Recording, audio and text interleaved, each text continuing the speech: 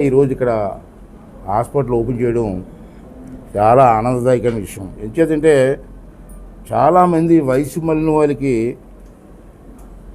ఈ హాస్పిటల్ చాలా అవసరం నేను భావిస్తాను. అని నాకు మెడికల్ సైడ్ నాకు పెద్ద నాలెడ్జ్ లేదు, కానీ రకరకాల మనుషులు చూస్తారు కాబట్టి వయసు మళ్ళిన వాళ్ళది రకరకాల కాళ్ళు నొప్పులు కానీ, ముడుకుల నొప్పులు కానీ, భుజాల నొప్పులు కానీ, మెడ నొప్పులు కానీ వస్తూ ఉంటాయి.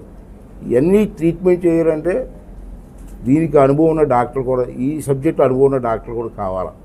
అంటే నాకు చాలా చాలా సంతోషంగా ఇవ్వాలా. అందుకే ప్రత్యేకంగా ఎక్కడికి వెళ్ళకుండా ఓపెన్ చేయడానికి వచ్చే కారణం ఏంటంటే ఇది సమైక్య S7 అని చెప్పి ఒక పేరు పెట్టారు. దీంట్లో బీపీ దగ్గర నుంచి షుగర్ కానీ, థైరాయిడ్ విషయాలు కానీ, విషజ్వరాలు కానీ, గుండె జబ్బు కానీ, శ్వాసకోశ వ్యాధులు కానీ, ఆయాసం కానీ, ఇక్కడ మెయిన్ పక్షవాతం కానీ, మామూలుగా సహజంగా కిడ్నీకి సంబంధించిన కానీ, లివర్ వ్యాధులు కానీ, దీర్ఘకాల వ్యాధులు కానీ, అయ్యో ఫిజియోథెరపీ అంటాం.